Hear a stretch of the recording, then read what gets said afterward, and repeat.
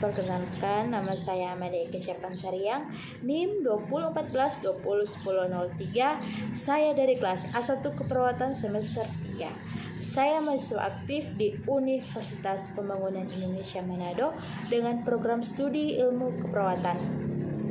Saat ini saya akan membahas tentang pertolongan pertama pada gawat darurat. Di sini saya akan menjelaskan mengenai pertolongan pertama pada gawat darurat atau PPGD dalam kedaruratan. Apa itu PPGD? Nah, PPGD ini adalah rangkaian usaha-usaha pertama yang dapat dilakukan pada kondisi gawat darurat untuk menyelamatkan pasien dari kematian. PPGD memiliki 5 tujuan. Nah, yang pertama, mencegah terjadinya kematian. Yang kedua, mencegah terjadinya cacat tubuh. Yang ketiga, mencegah kerusakan yang lebih luas.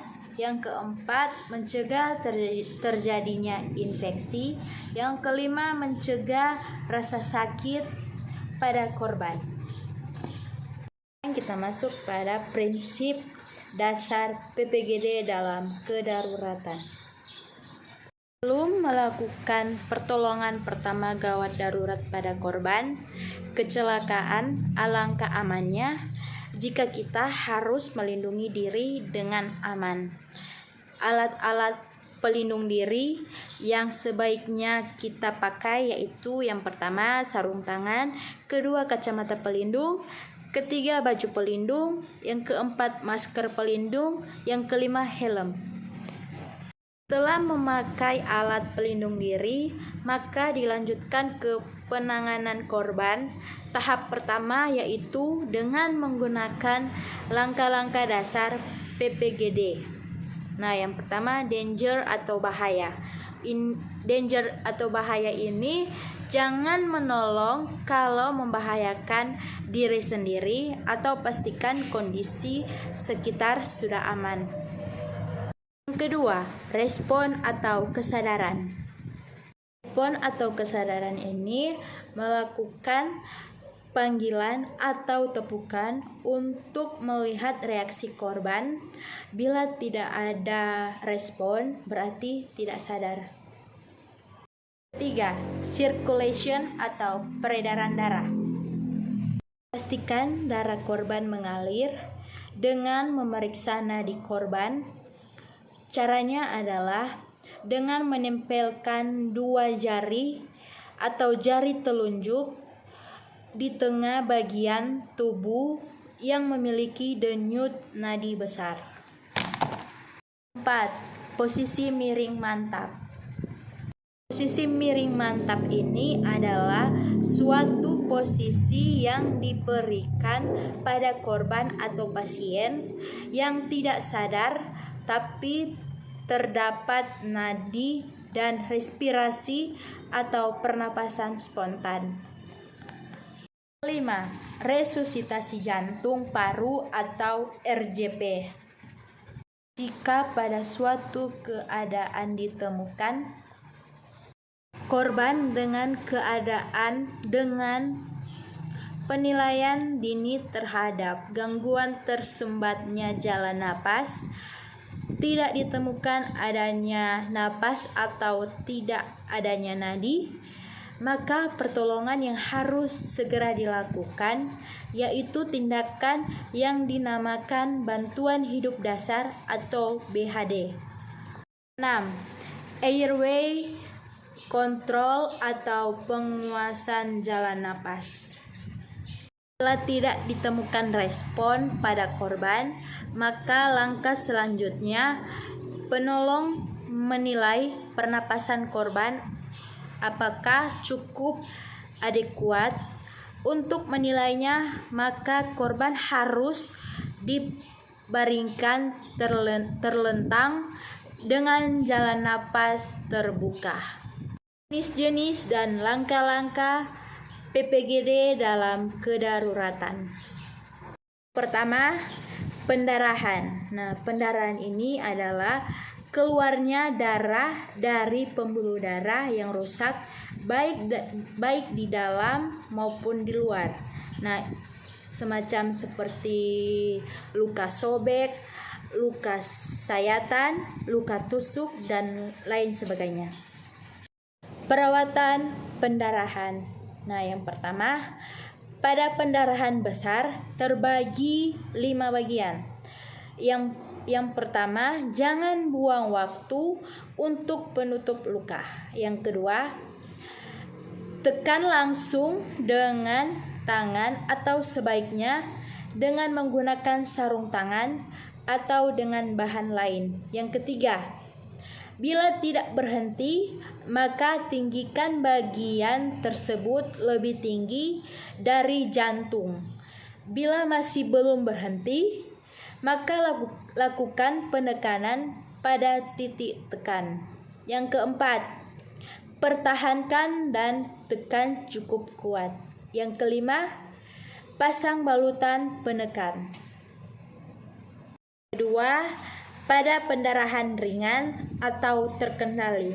Nah, ini terbagi menjadi 4 bagian. Nah, yang pertama, gunakan tekanan langsung dengan penutup luka. Yang kedua, tekan sampai pendarahan terkendali. Yang ketiga, pertahankan penutup luka dan balut. Yang keempat, sebaiknya jangan melepas penutup luka atau balutan pertama.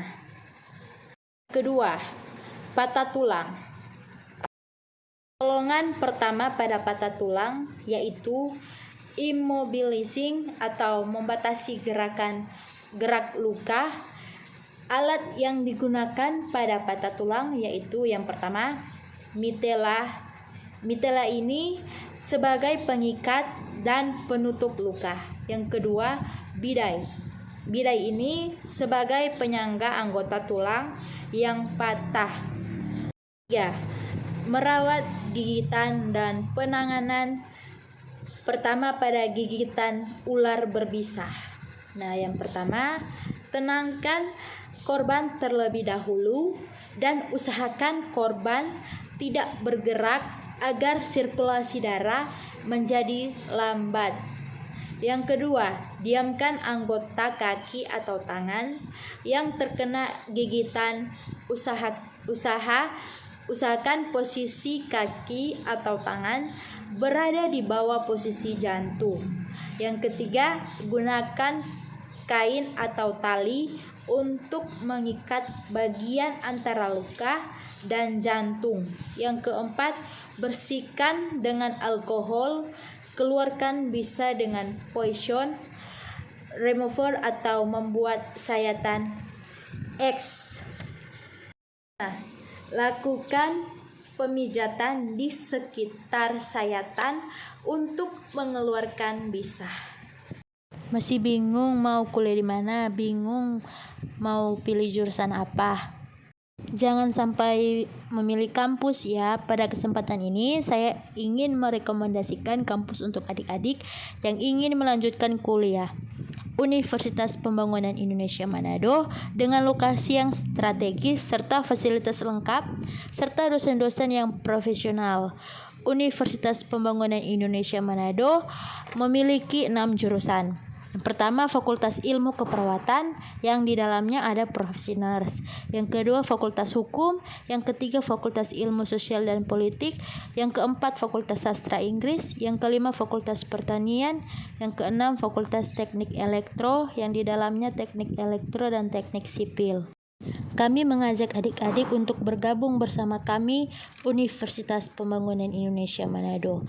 UNPI adalah salah satu kampus yang fakultas terbaik di Sulawesi Utara dengan adanya fasilitas yang lengkap, bebas biaya pembangunan, dan biaya studi yang terjangkau. Dan UNPI juga menyediakan beasiswa bagi mahasiswa yang berprestasi dan mahasiswa yang kurang mampu.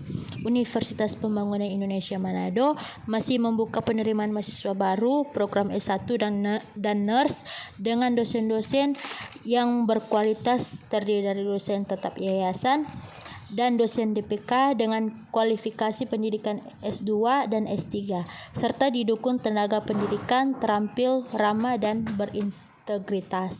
Dengan program sarjana keperawatan, profesi nurse bertujuan menghasilkan lulusan di bidang kesehatan yang mampu merawat pasien dan memberikan asuhan keperawatan sesuai standar operasional prosedur. Kampus kami juga bekerja sama dengan internship Okinawa Jepang, di mana selain kita belajar, kita juga mendapatkan upah dan pengalaman yang baru di tempat baru pula.